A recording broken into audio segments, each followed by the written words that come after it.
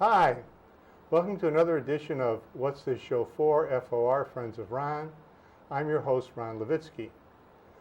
The rapper 2 Chainz once said, quote, "My whole story is just about me being given a second chance." Now, that particular rapper had been in trouble with the law, could have gone to the prison system, but was given a second chance, went on to become a music sensation. I think all of us have appreciated being given second chances. And interestingly enough, there's going to be a new business opening up in Highland Park. Its main purpose is just to do that besides selling scones. And that's Kurt's Cafe in Highland Park. And I'm delighted to have 2 of the board members of the Highland Park Kurt's Cafe, Elena Lobby? Yes, correct. And Toby Lease. Welcome, both of you, and I'm just delighted you're here today. Thanks so much. Thank you, Ron. Full disclosure, my wife Connie is on the board of the Evanston Kurt's Cafe, and I do some volunteering over there. So I have a little familiarity and just great admiration for Kurt's Cafe and for you two and for all the board members and what you guys are doing. Thank you. And we're looking forward to seeing Kurt's opening very soon, but we're going to talk about that in a few minutes. So let's begin by just get a little bit of background about yourself. So Elena, tell us a little bit about yourself. Well, I suppose in many ways I'm sort of the product of the American dream. My parents came to this country after spending years in refugee camps after World War II. They came with 5 children and 1 suitcase made from salvaged wooden boards, which now resides in my basement. Oh, wow. But they always told us education is your path to a better future. So we, all 8 of us, worked hard, studied hard, got scholarships, went to college. I did get a master's degree and then ultimately a doctorate. And I started my teaching career at Waukegan High School, which is my hometown. So I knew the kids. I knew their hopes and dreams. I knew they needed second chances. And I knew their insecurities and fears. So it was a great teaching environment. Then I taught at Highland Park High School and ultimately ended my career as an assistant superintendent with Barrington Schools. Terrific. And Toby? Ron, Susie, my wife, and I came here in Deerfield in 1987. We were in Oklahoma at the time. I just received a promotion to go into the corporate world at American Hospital Supply in Evanston. My wife was finishing up her studies in law. Interestingly enough, I met my wife at Brown University, where we were both students, and she was dating one of my roommates who was a Highland Park resident at the time. So you can say we have a long history with Highland Park. What goes around comes around. Exactly. Well, that's terrific. And it always intrigues me that people who have been successful professionally and really probably worked very, very hard, didn't have a lot of time, always seem to find time to help others. Now, you're both on a board of a not-for-profit. How did you get involved or interested in not-for-profits or helping others? In my case, I think it was because our circumstances growing up, I realized that our survival really depended on the kindness of strangers. So realizing that, be it vegetables from the Lithuanian family down the road or hand-me-down clothes, that's what kept us going. And I also realized that it's a circle of kindness that when you can, it's time to give back. So going into teaching, of course, it's always about giving and caring about the welfare of all of your students. And I would see a lot of that in Waukegan, for example. After hours, after the sports practices and rehearsals, kids were still in the building. I was like, what's going on here? Well, this building was heated and their homes were not, right? Sure. And or if we went on a field trip, just getting out of Waukegan and what they were familiar with and taking them to, let's say, Folk Fest in Milwaukee, where they could sample food and dance and cultural items from around the world. Those are the sort of experiences that just broadened them. So when I heard about Kurt's Cafe, and I'll tell you about how that happened later, it was just a natural progression, because here was an organization that was looking to create a caring, inclusive, compassionate environment for students who needed the second chance. Perfect. And and then the opportunities that came with that. Terrific. Toby? Well, I would tell you, I wish I could tell you that during my corporate career and everything else, I gave a lot back to organizations. I think I did a little work with the United Way through the companies I worked with taught, and soccer. I was a soccer coach for a lot of girls' soccer teams. We raised three great daughters in the area. One actually who's still here, but it really was after I retired. I had more time on my hands on the schedule, and so I started looking around for organizations that I might be able to help. The first one I found was out in Lincolnshire. It was the Riverside Foundation, and it was really rewarding, and so I kept looking for other opportunities. And I happened to be at church and was reading the church bulletin, and there was this article about Kurt's Cafe, and I heard about it. And when I thought about the mission, it reminded me back when I was 19 years old, I had actually read a newspaper article about felons getting out of prison and unable to find work, and therefore not being able to go back and assimilate in society. And I found the mission at Kurt was really a calling. It's not that our students and the people that we bring in are felons, but they are also in environments that they need to get out of, and they need help in order to get into society and assimilate well. Right.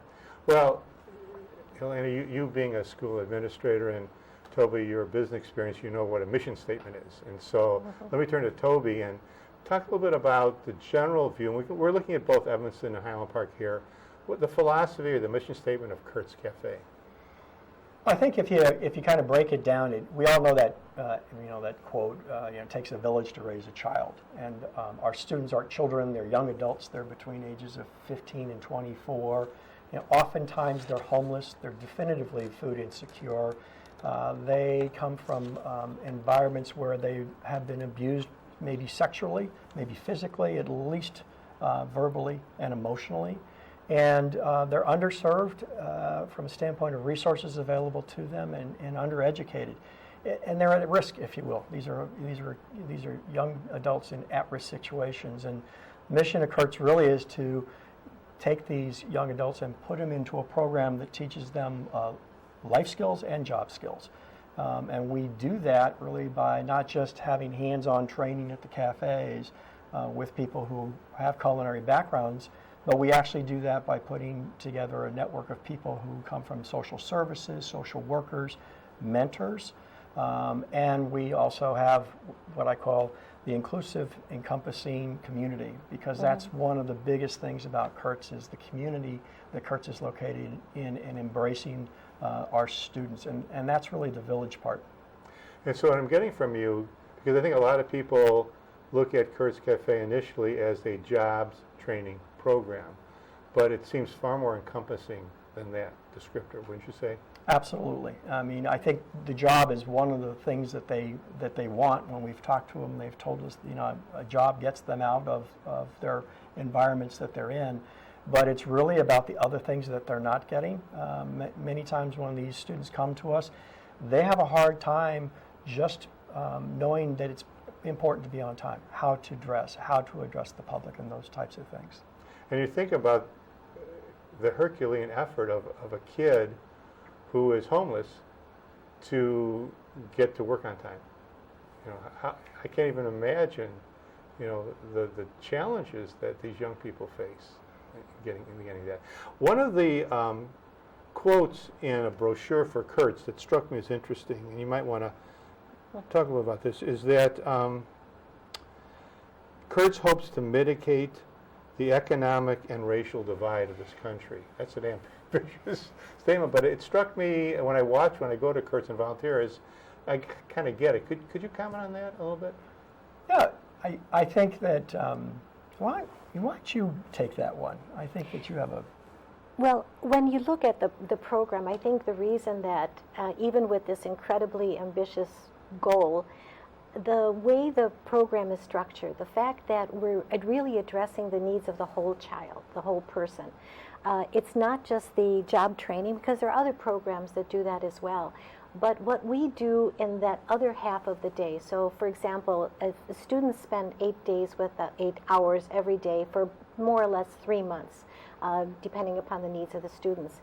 In that time, they earn a $50 stipend for every day that they're there, the entire 8 days, 8 hours, going back to the punctuality piece.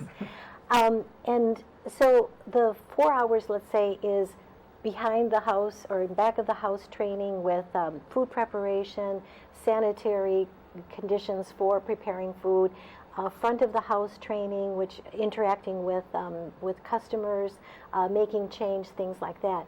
However, I think the real magic happens in the other 4 hours, where students are in classes to address things like anger management. For some of our students, verbal aggression or even physical aggression is almost like a survival skill. Okay, we teach them ways to communicate, ways to problem solve. That is another way of being successful in life. We will also, if they've failed classes or not graduated from high school, we'll help them with GED. We'll help them with respectful interactions, both with the other sex as well as the customers in the cafe, and all the people they're going to encounter once they are in jobs and progressing through life in a way that they may not have done before. So those are steps. They seem like small steps, but they're enormous in terms of the transformative nature of the program. Now, you mentioned that these young people are taught other skills, in some cases academic skills. Yes. Who does that? Who does the teaching? Well, we have volunteers. We have wonderful volunteers with teaching backgrounds, retired teachers. We have volunteers that follow the curriculum that was developed at Kurt's Cafe in Evanston, which we will also, that is, I've looked at it, and I've looked at a lot of curricula.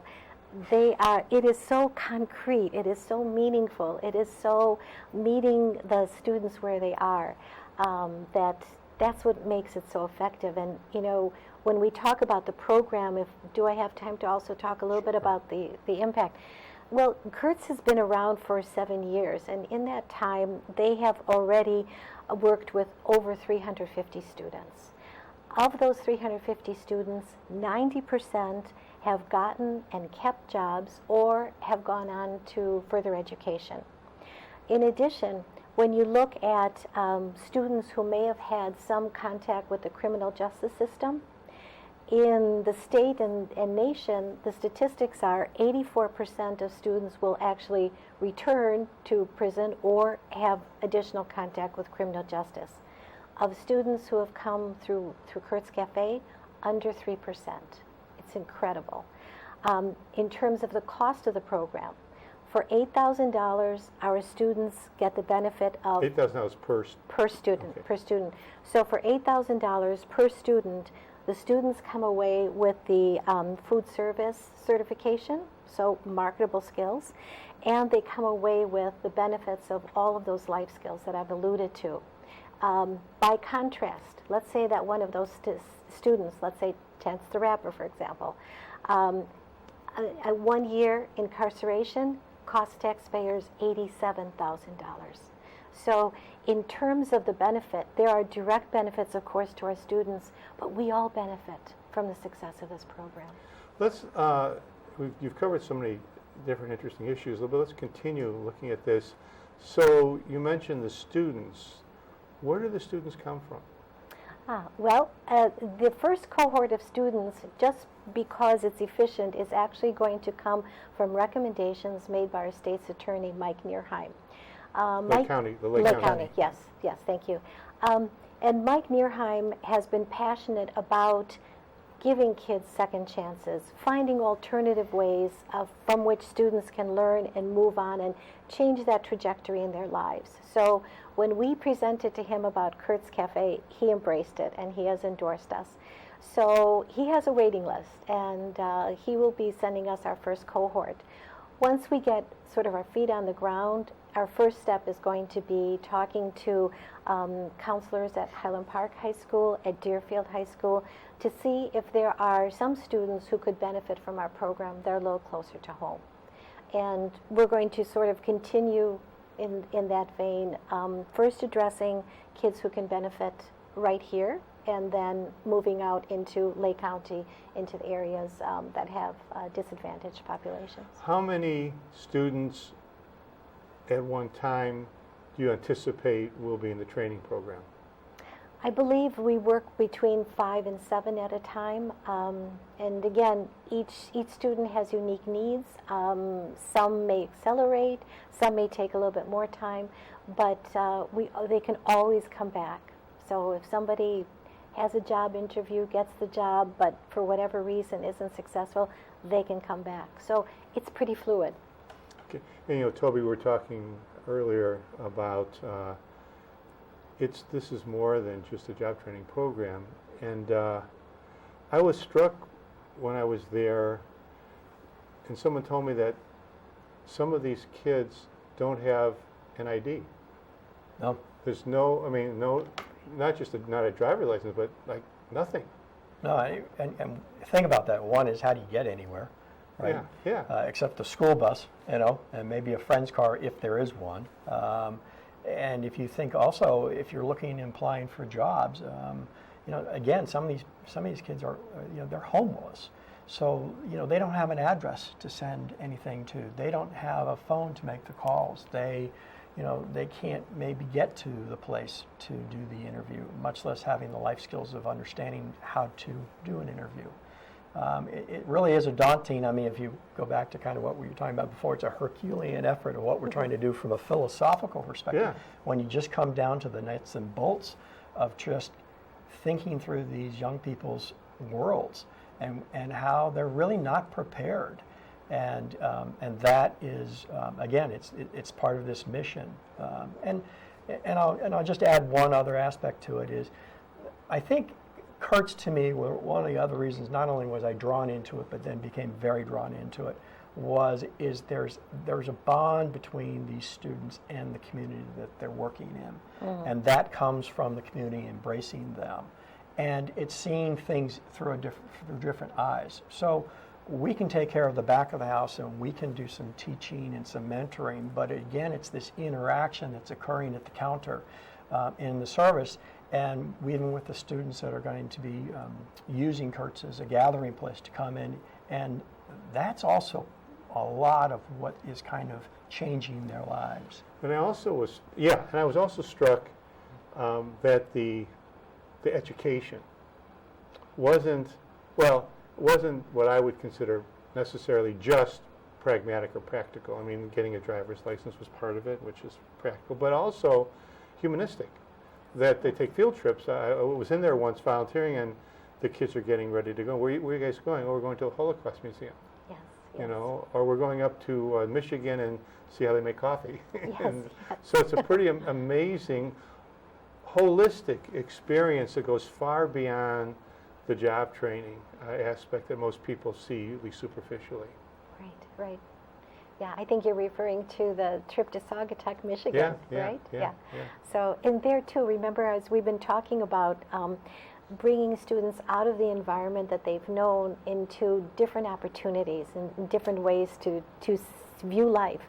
So if you think about Saugatuck and its sort of identity as a haven for artists and artisans, imagine, is that alive in one of our students who becomes inspired and has that sense that I can do this as a result of being there? Before we go on, I wanted to just put this up. We could take a look at. I think. Okay. Well, all right. That's pretty good.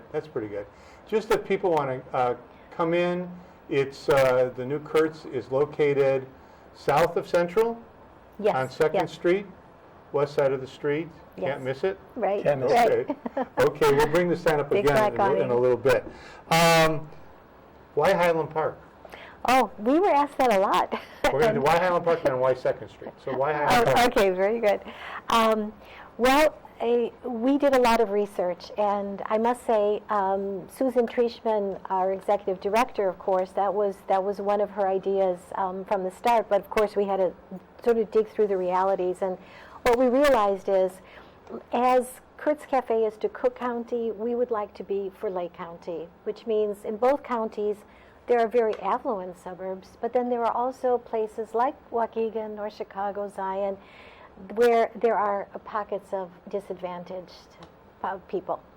So recognizing that need and also recognizing the idea that first we need to show that there's a different way to be able to move forward through life.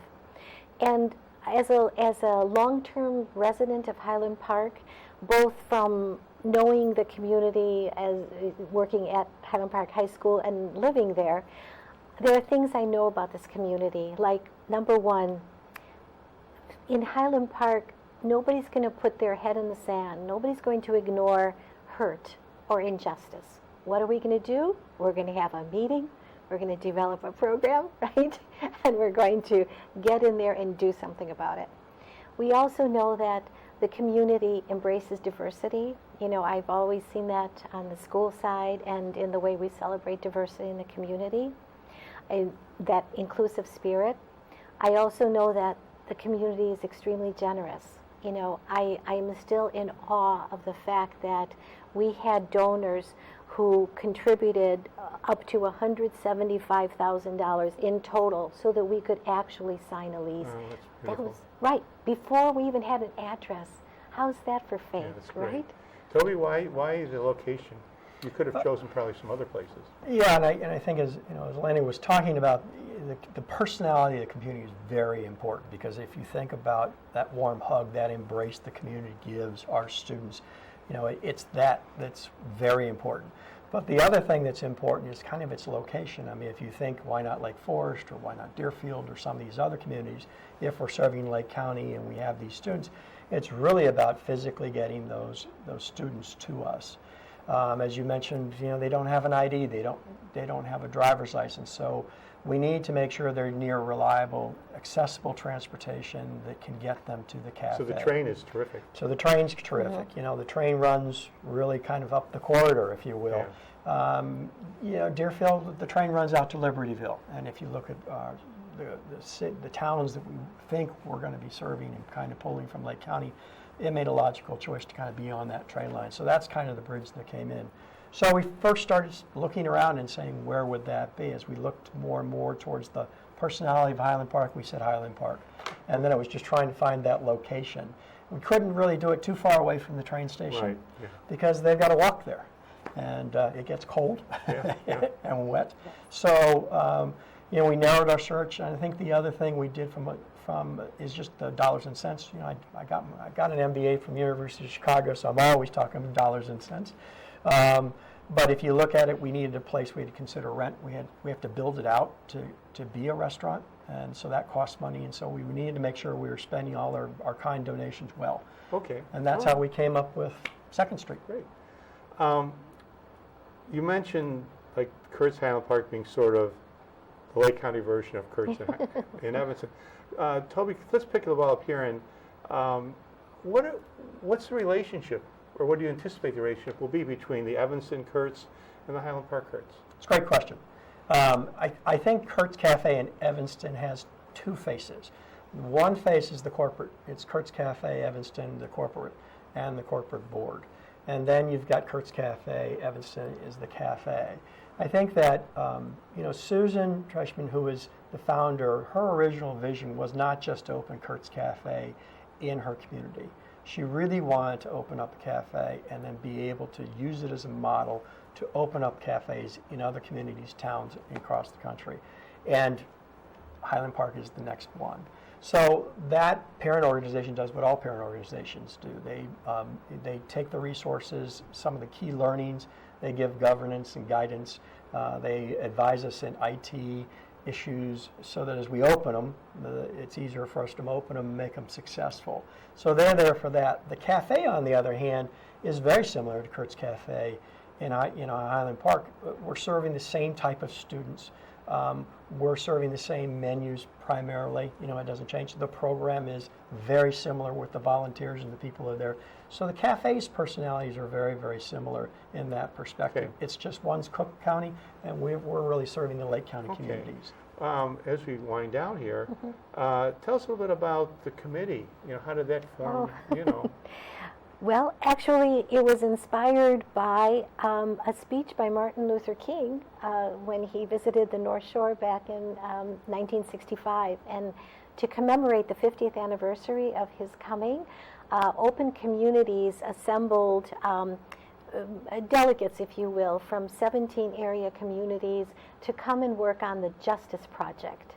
And the Justice Project sought to create open housing, as Martin Luther King talked about, and caring communities. So our group sat down. It was Andy Amond, David Boris, and myself, and then Andy's husband Rich came to the group, so that was the core. And we looked at a lot of different programs, and Kurt's Cafe fit the goal perfectly. Susan Trishman came to meet with us, explained the logistics, came with budget That reports. didn't scare you off, huh? Well, I was just about to say, we were a little overwhelmed, needless to say, but we were very committed, and Susan has a way of inspiring people that we've never looked back, and we've learned so much in the process, fundraising, for example, but that's how it started. And now, of course, we're an affiliate board of about 12, and that's how I met Toby and Joan Zonley and Rich Bazafin and others that have become part of our team. And it sounds, like a kumbaya kind of thing. It does. Was there any kind of opposition that you encountered from the community at all? Or has it all been really positive? Well, here's the thing. I think a lot of times people may talk to their neighbors and friends, but when they're talking to one of us who they know are very involved with Kurt's, they're very polite. So we haven't heard it to our face. And I know, NIMBY is a fact, not in my backyard. But I think if we're allowed that opportunity, and if people come to see the cafe and meet our students, that people who have concerns about the background of our students, I hope they'll just melt away, realizing that what they're doing by smiling, by buying a sandwich, by buying that cup of coffee, is they're really having an impact on the lives of other people. Okay, and we're almost out of time, so tell me, I'm walking into Kurt's, what can I expect to see or eat or enjoy? Well, hours of operation, we're open Monday through Friday, 7:30 to 4 o'clock. On Saturday, we're open from 8:30 to 3:30. Menu offerings, we do a lot of items around a breakfast and lunch type of menu, so we have a full coffee service, baristas on staff, if you will. Our breakfast items include anything from just scones and pastries. And let's get a picture of here of the scones. I know Larry, our director, has been salivating over them, as we all are. Delightful. These are homemade, right? Homemade. And I can attest they're just wonderful, absolutely wonderful. So you can get breakfast, you can get lunch, and now catering, I guess, will be important, won't it? Catering is huge. It's an important revenue source, as you can imagine, and especially as the holidays are coming up. If you can, people in our audience can come and ask us to cater for them. We have 2 standard menus, but then of course we can always tailor to your particular needs. Now, that Susan Trishman was from Food for Thought, which is a tremendous catering, and David Boris is from Hell's Kitchen. So you've got tremendous knowledge of business, but also of cooking. Oh, absolutely. Cooking great stuff. Yes. So that's absolutely terrific. And we anticipate that Kurt's will open by the time the show is broadcast in October, right? Yes. Right? Yes. So we're crossing our fingers and hoping it succeeds. Anything else? We got maybe 5 seconds. Well, going forward, I hope that the Highland Park community truly embraces our students, because this doesn't work if it's just us alone there. All of those interactions, all of those ideas of giving people a second chance, of working for justice, that's there. When you come to Kurt's, you're not just buying a cup of coffee. Okay, that's a great tag. You're not just buying a cup of coffee. Toby Lee, Elena, Obi, thank you so much for coming. Everybody, I'll see you at Kurt's